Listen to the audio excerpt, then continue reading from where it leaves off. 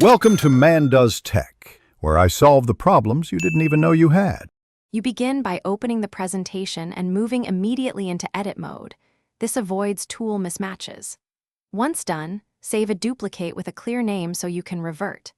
Make sure ruler and guides are visible to position objects precisely, and set your slide size to 16, 9, or a custom dimension before adjusting content. You'll also enable editing out of protected view.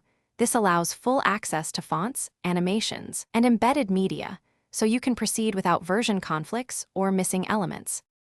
Next, you refine structure by editing the slide master.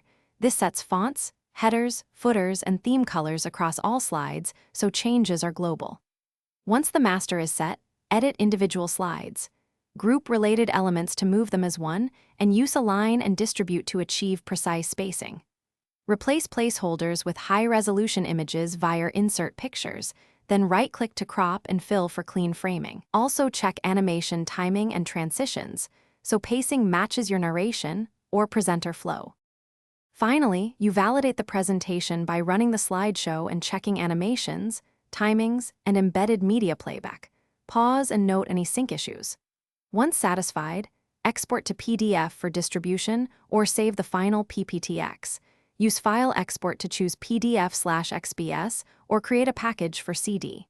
If fonts or layouts shift on other machines, embed fonts in File Options Save or replace with System-Safe fonts.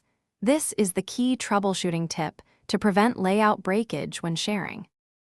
Thanks for watching. If you found this helpful, don't forget to like and subscribe.